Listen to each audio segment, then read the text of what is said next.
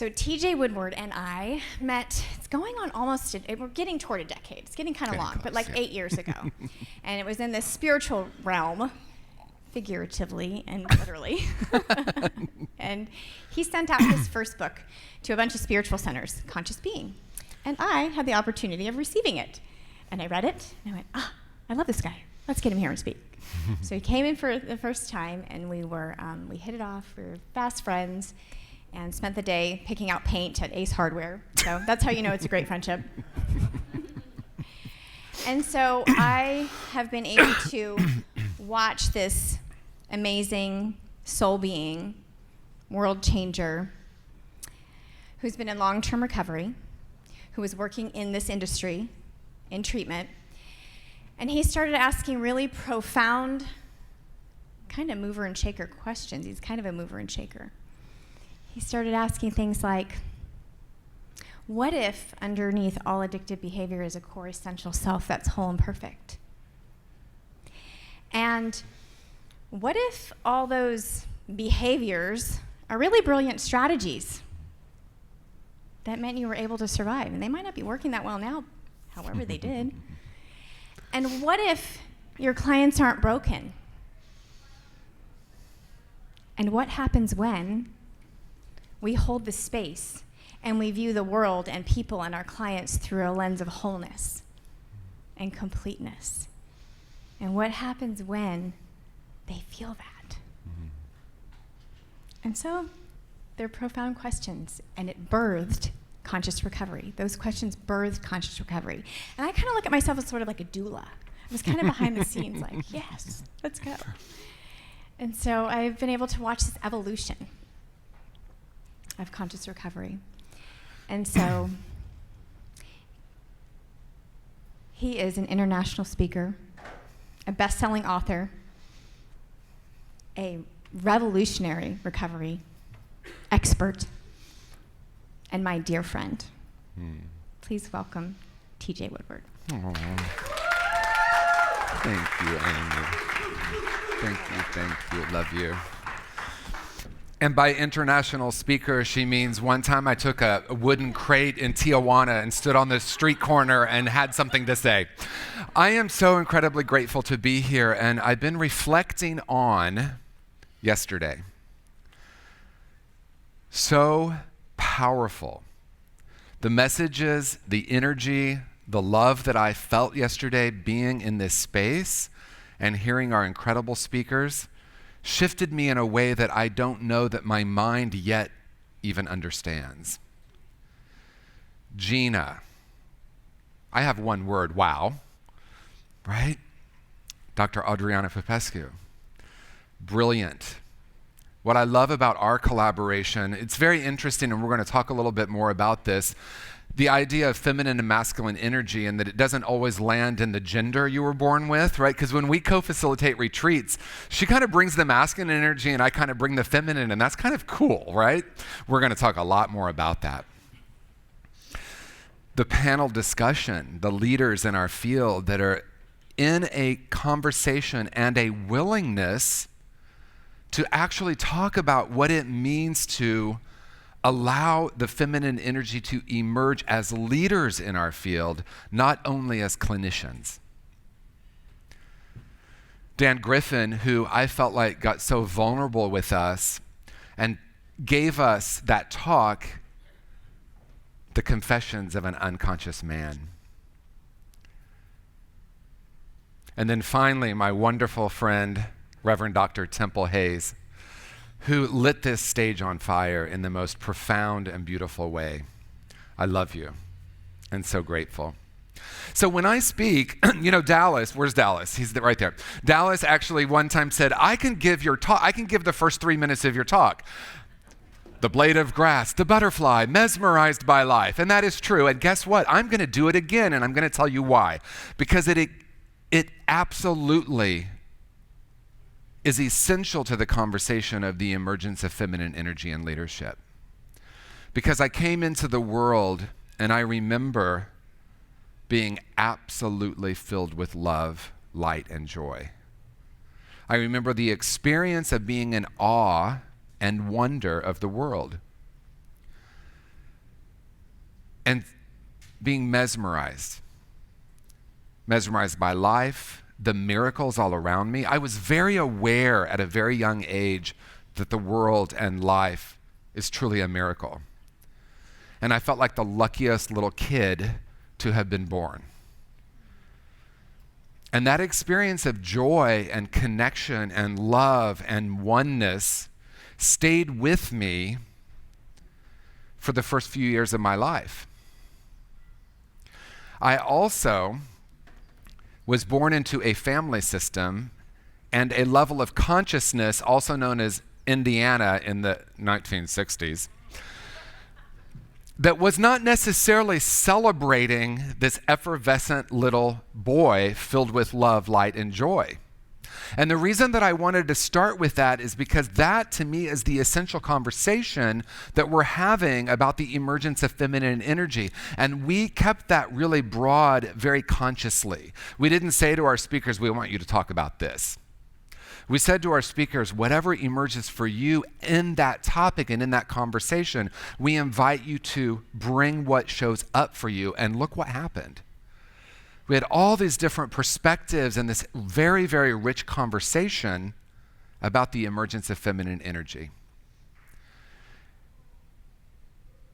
I was born into a family that looked really good on the outside. We had the 4-bedroom house, the 2 cars. My dad was a school teacher. My mom was a stay-at-home mom. But I quickly realized at a very young age that what people were saying, what people were doing, and the energy I was feeling were 3 completely different and incongruent things. I remember seeing the men in my family, I would say misogynistic would be the understatement of the year.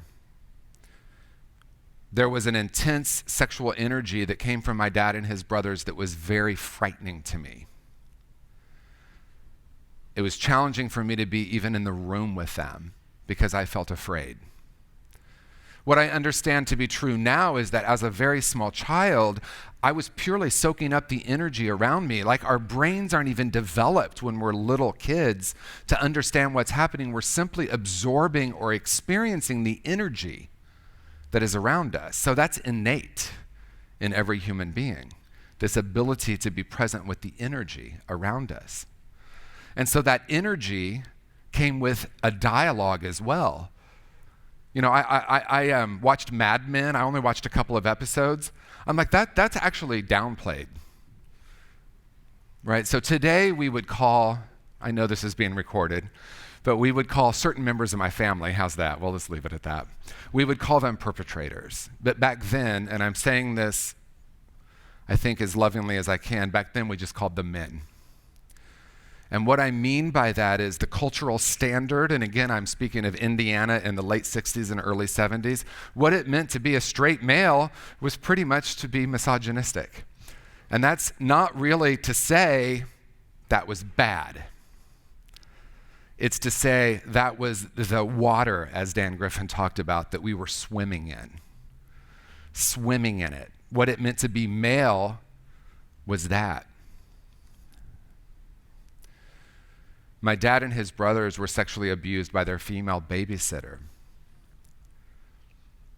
which is a very fascinating experience because we don't often hear that. And although no one's ever talked about that, because boy, was that a theme in our family. Everyone knew what was going on, but no one was talking about it. As a matter of fact, my mom would say, Tom, she loved looking at the ceiling, Tom, if you're having an affair, I don't want to know. And we all knew my dad was very, very busy with women and a couple of men that weren't my mother. We all knew and no one talked about it. When my dad and his brothers were together, the way they talked about women crushed my soul. I remember feeling, because see, I didn't yet understand that the soul, the essence, actually cannot be crushed. There's a place within each of us that is unharmed and unharmable. But I didn't yet understand that, or actually, as Temple so beautifully said, I started forgetting that. I started being taught things that were counter to the essential truth, which is that person of openness, presence, love.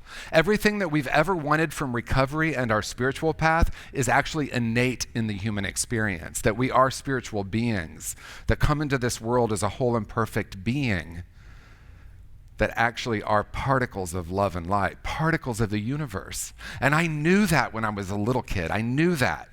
There was something within me that absolutely understood reality, that love is who and what we are. And then I began to swim in this water of division. I remember loving my grandfather and also hearing him be overtly racist, and how confusing that was for me. I remember watching TV and seeing violence on TV, and that was confusing for me, because it was incongruent with the energy of the knowing of who and what I am. And so what happened is, by the time I turned 7, I separated from myself, or I believed I separated from myself, and I built a wall around my heart. And how that looked is, I was at dinner with my mom and my sisters. We're at the dining room table, and I remember a physical sensation of my heart closing. And it was an experience that felt like it came from outside of me, something protecting something that felt so tender. Many of us call that a coping mechanism, and as Amy said, in conscious recovery, we call it a brilliant strategy. Because that wall that I put around my heart at age 7 saved me. It also saved me from the love and connection that I so desired from the world. And when I built that wall, and when I had that experience of closing down, one of the things that happened is I made some very huge life decisions about myself and the world. I'm not lovable. I'm not good enough. The world is not safe. I made core decisions about what it meant to be male, what it meant to be female. My mom and her sisters, it's very interesting. My dad has 2 brothers. My mom has 4 sisters. So it was this very interesting thing with gender. And 5 out of 5 women in my mom's family were sexually abused, and 3 out of 3 of the men were sexually abusing people. So isn't it interesting, and not really, that they found each other? And so that's the field that I was swimming in. That was the energy I was experiencing. And so the best my little boy could do was close my heart. My mom loves to tell the story that by the time I was 4, she realized I was probably gay, and I show her a 3-year picture and say, "What took you so long?" Because boy, was I a little effervescent boy. I still remember going, my mother is a Virgo. I know there's some Virgos in the room. Okay, so my mother and my father are both Virgos, but my mother was like, you get your portrait taken on your birthday every year, no matter what. Okay, Mom, 6 months old, 9 months old, 1 year, 2 year, probably 18 months, 2 year, 3 year, 4 year, 5 year. Every year I went to, like, maybe Olin Mills. Does anyone remember that? You'd have like the little fence, but I remember having the little fire truck. Boys' toy, fire truck. And I remember my mom, sometimes I say, "Mom, I know people say you're born gay, but those jumpers that you made for me, they might have actually turned me gay. I'm not sure, but like, come on now." So I had these little plaid jumpers. Look, oh wow, I'm doing it. I still have my plaid on. I love my plaid, but I stood there so happy. I didn't yet know at that time, because that picture was when I was 3, and I remember it. I remember the fire truck. I remember the shag carpeting. Okay, it was shag carpeting. And I remember just standing there, being me. And then I went to kindergarten. And in kindergarten, they said, don't look like a girl, don't talk like a girl, don't throw like a girl, don't run like a girl. The message that I received very early was, don't be feminine.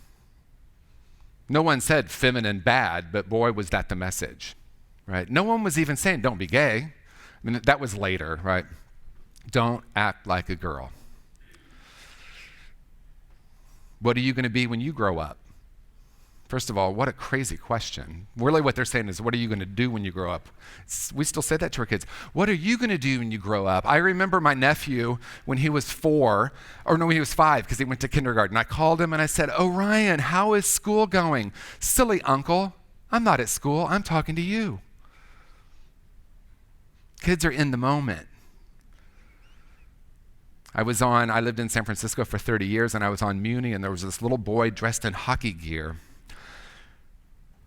And this woman said, what are you doing? What's going on? I'm riding the train. No, why are you dressed like that? What are you doing? I'm riding the train. She asked 3 times, and he kept saying, I'm riding the train. She was trying so desperately to get him out of the moment. Not consciously, but when I was a little boy, and I was asked, what are you going to be when you grew up? I knew there were 3 answers, basically. Firefighter, cop, I don't know the other one, but very manly. Very doctor, right? And so these messages that we receive early on, even if they're subtle, in some way tell us very clearly, actually, that the masculine is better. Now, I want to say we are in the midst of a profound transformation in consciousness on planet Earth, and this is all being thrown up in the air and questioned. But when I was growing up, at that time in that place, that was the message, and it was pretty clear. And yet, it was the women in my life that I felt safe with. It was the women in my life. My grandmother was this beautiful, powerful woman who was born in the early 1900s and had been divorced. Ooh. And she worked. Oh. And she got a college degree. Oh my gosh. And this may sound absurd because it sounds like we're talking about ancient times. And I know if you're young, we are talking about ancient times. But we're not really talking about ancient times. We're talking about people on the planet now that grew up swimming in racism, homophobia, and sexism. And I remember in 2020, when all of this stuff came up, I had a new level of awareness that it's not possible for me to have been swimming in that water and not drank some of it. And that's not from a place of self-criticism or judgment, but from a place of curiosity.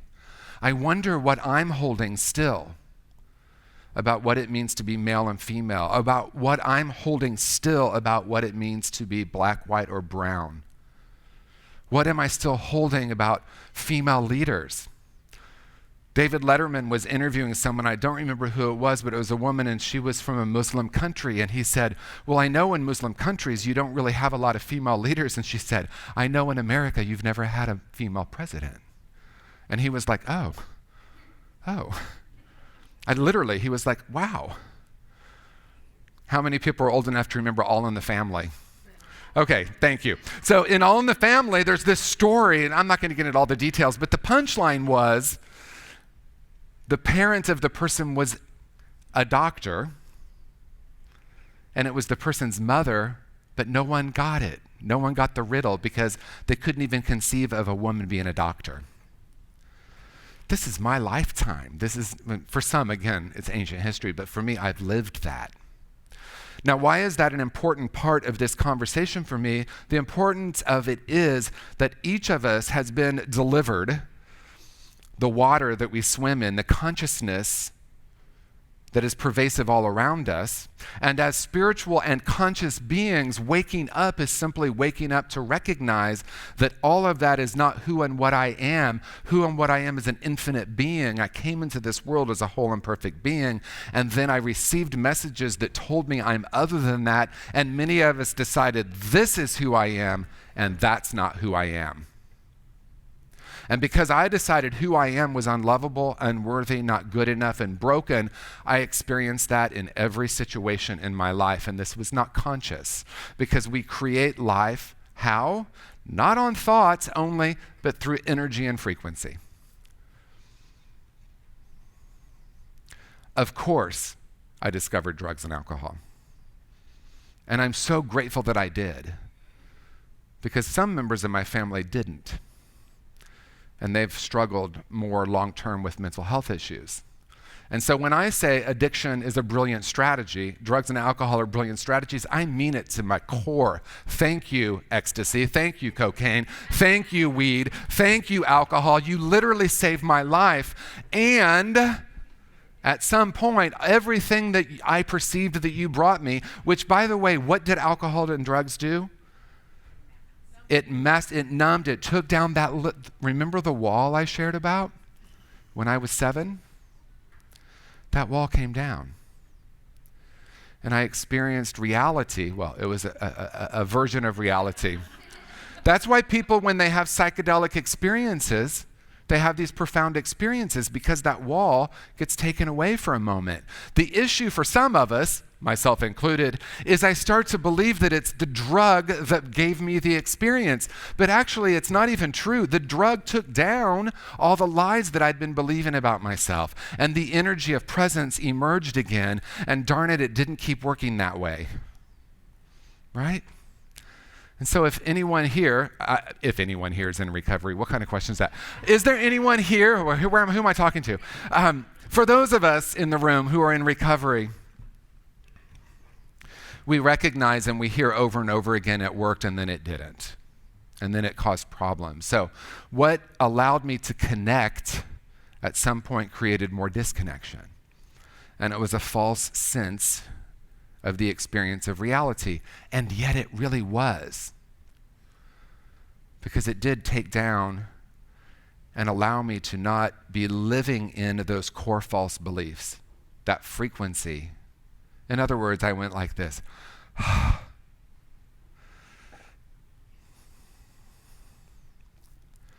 got sober fairly young, 20 years old, so 36 years ago. I'm actually 57, but I got sober right before I turned 21. I started working in this field being behavioral health and addiction treatment, in 2008 or 9. I'm not always the greatest at knowing exactly what year it was, but it was one of those years, I can tell you that. And I came into this field accidentally because I was not going to work in this field. No way. No way, I'm never going to work in the addiction field. I was 22 years sober, and I'm like, it was like I'm a gay man who's never been a server. How did that happen? I've never worked in restaurants. But then I went back to school in my 40s to ministerial school at Unity Institute, and guess what I did? I waited tables. I'm like, oh my gosh, I'm 40-something, I'm serving anyway. We know what happens when we say, I'm never, ever, ever going to do this. So I was not going to work in this field. My path was spirituality, my education. I had a spiritual center, and that was my path, and I knew that. Because see,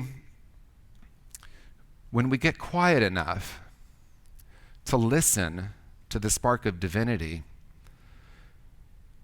the purpose and the meaning emerges.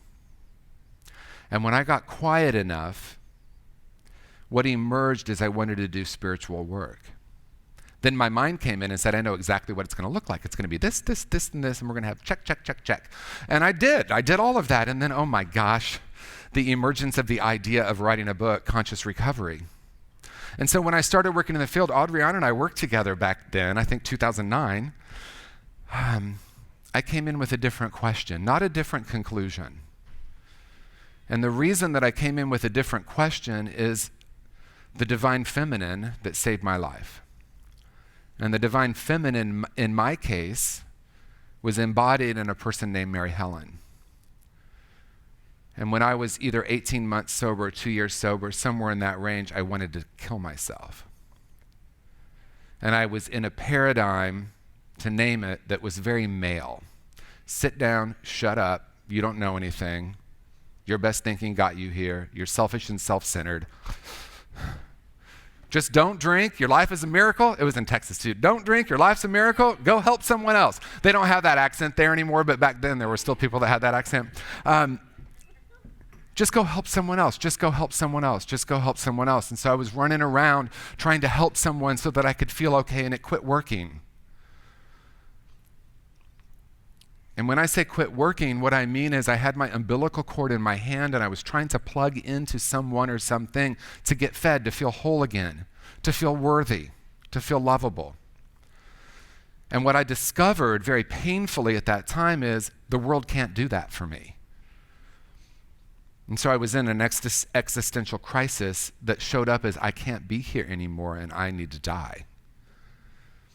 And this woman named Mary Helen, who is probably the greatest experience that I've ever had of the divine feminine,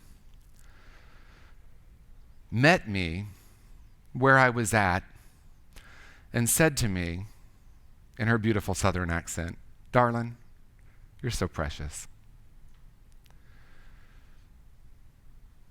And all I could do is reject that because it was incongruent with the frequency that I believed to be who I was: broken, damaged, not good enough. I don't even deserve to be on the planet. I've tried helping people. I was that person in early recovery that had every answer and knew the page number, and you know what helping people looked like? I'm going to tell you how to live your life. It was very male, actually. And she introduced me to a completely new way of being, which was about recognizing as a foundation, darling, you're precious. And I woke up one day and thought, she is literally the person that I love and respect the most on planet Earth. And she's telling me I'm whole and perfect and precious. Who am I to not believe that? And she introduced me to a new way of viewing recovery, and that is not one of learning, but of unlearning. And returning to that essential self, that true nature, that whole and perfect being, that I'm not flawed and damaged, and I don't have defects in my character. I had behavior that certainly looked like it.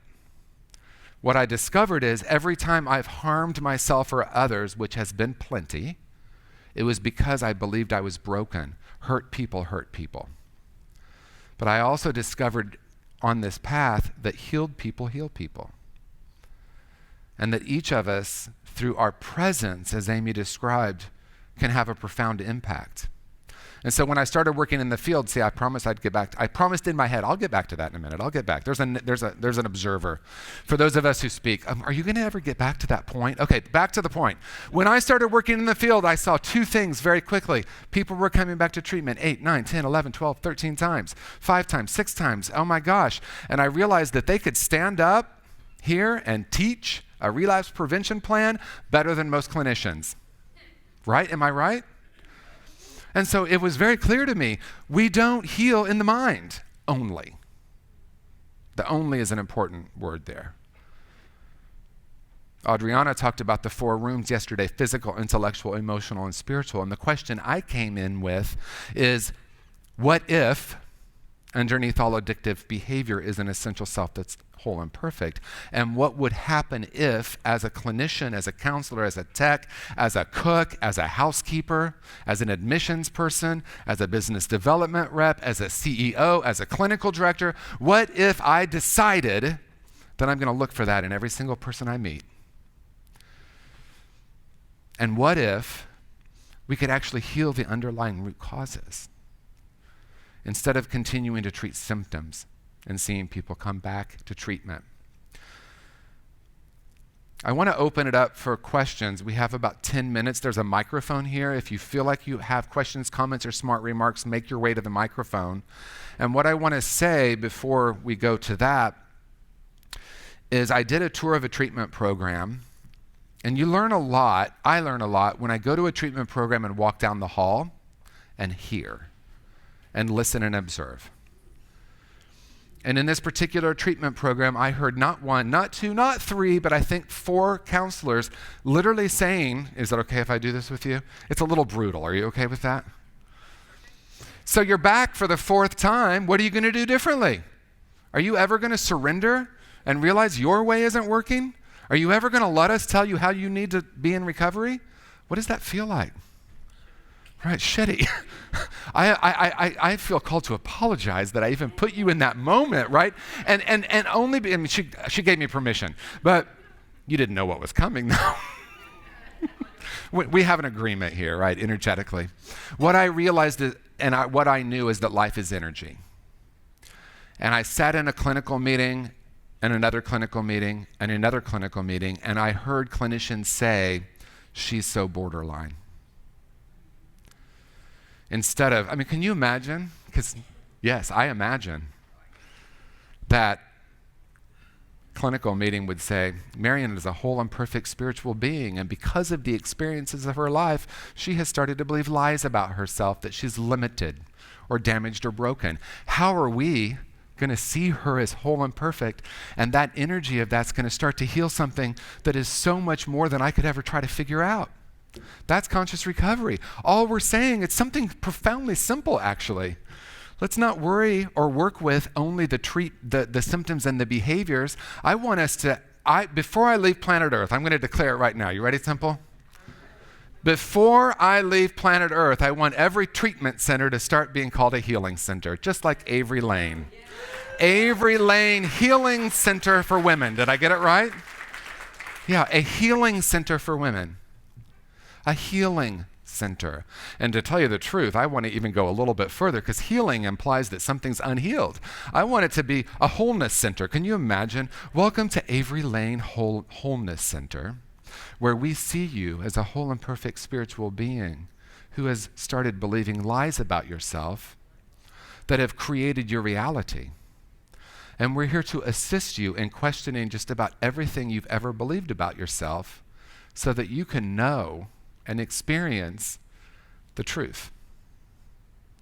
You will experience reality while you're here for 28 days, 60 days, or 90 days. And we're going to begin to dismantle all the stories that you have been told or that you have believed that are a lie. Darling, you're so precious.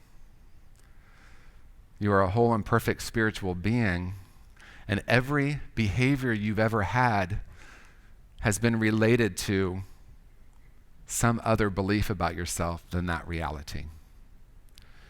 The microphone's still open. We have 5 minutes. Oh, we have movement. Here we go. Here we go.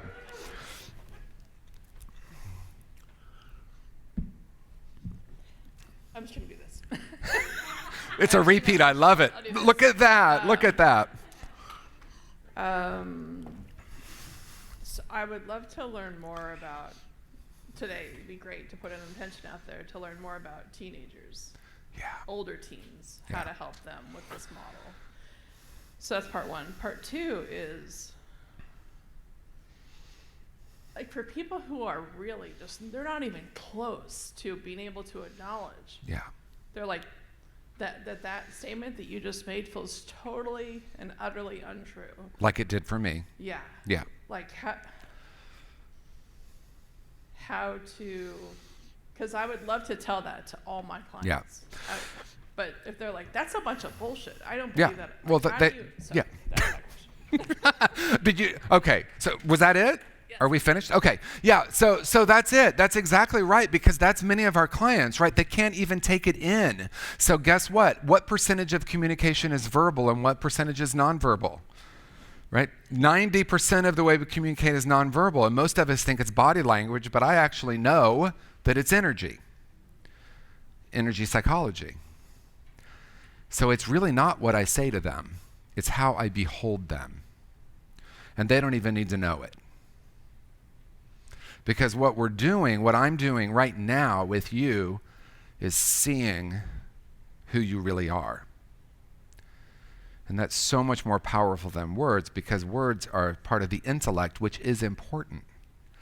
But something greater can happen, because Mary Helen didn't say to me, oh, you don't believe it? Okay, next. Right? She just kept holding it for me. And through that presence and through that compassion, it was a felt sense. It was a frequency. It was a feeling tone, as we say in New Thought. And I started to experience it, and that started to allow me to dismantle or to gently question all the ideas I had about myself. And when it comes to teens, we're going to talk about that actually after lunch, because Dr. Jessica Bird Olmsted and I co-authored Conscious Recovery Workbook for Teens. And teens are really unique beings, right? In a beautiful way. I love my teenager. My teenager is F you, right? Trying to protect what? That little precious child in there that made these big decisions. So the teenage archetype is, I'm here to protect. Of course, this is a broad generalization, but the archetype is I'm here to protect. Don't mess with me. I know, right? So instead of navigating and negotiating, I saw you're going to ask a question. Instead of negotiating with the teenager, let's look for the little child, right? And again, it's energy. I've had the honor of working in residential treatment. I did that for a decade. And I was the person they called in when someone was emotionally dysregulating, losing their blankety blank, blank, blank, right? And I realized most people were trying to talk them into staying in treatment. They were negotiating with the part of them that wanted to run away. That's like that teenage archetype. Instead of like being curious about even if it's 1% of them that wants to stay, because if they're sitting in the chair talking to me, they haven't left yet. And please don't leave. Please don't leave. Oh my gosh, we need you in treatment. You need this, right? And even if someone's not saying that, that's kind of what I see happening. Oh gosh, you need to stay here. Okay. Different possibility. Let's be curious about the part that wants to be in the room.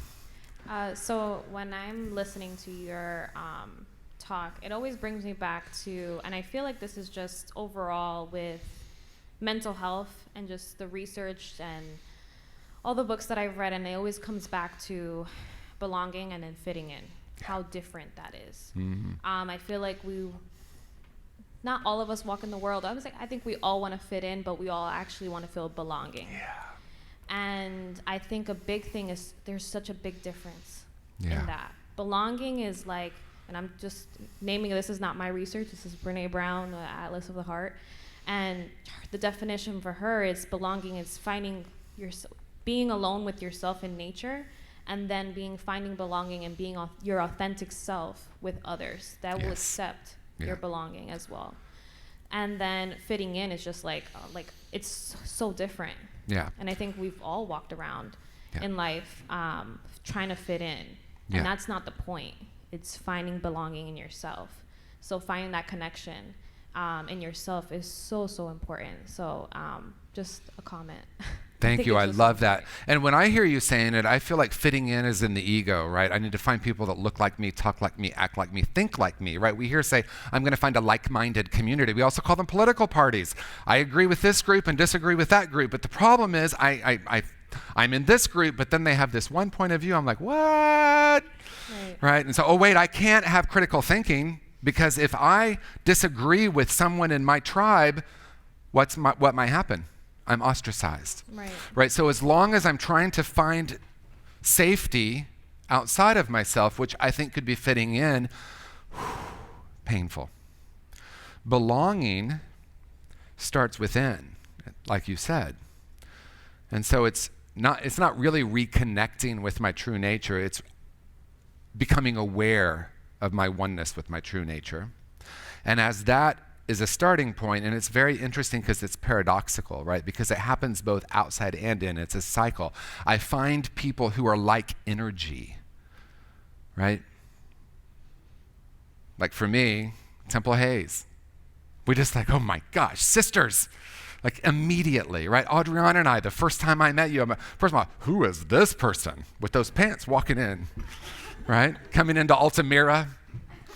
I'm like, who's that badass? Okay, so there I said it. But there's a frequency, right? There's a frequency of how we align energetically. Jeremy Miller and I, the first time we had lunch, we were together for 4 hours, I think. Every time I tell the story, it's going to get longer. We were together for 12 hours. They kicked us out of the restaurant, and we said, we're going to sit on the curb. So I love what you're saying, because to me, and this is what we're going to close with because it's time, one of the most important first steps is becoming aware of who I really am. And through that belonging to myself, that at oneness with myself, I naturally and energetically find people around me. It's very popular these days to say I attract it, but I choose it. The frequencies align. Someone shows up, and guess what? They might have been standing there all along. I promise I'm going to close with this. So when I was in my 20s, I believed I was unlovable. And it was a frequency. But my strategy was, please love me, please love me, please love me. But I kept finding myself in relationships with these unavailable people. also known as straight men. I can tell that story later. Woo! It was a painful first 5 years of my recovery, and boy, did we have some interesting experiences. Because, see, I had separated sex and love. It was too scary to combine them, so I was in love with these guys and having sex with other people. Scary to combine them. It wasn't until I started to question those core false beliefs and reconnect with my true nature that then I could connect with my wonderful husband who's back here. Will. Sorry, Will. I know. Will, I think sometimes Will's like, I'm not coming to hear you speak because you do it every time. Where there's a will, there's a way. And that is the end. Where there is a will, there is a way. Thank you, everyone. Thank you. I love it. Thank you, honey. Thank you, everyone.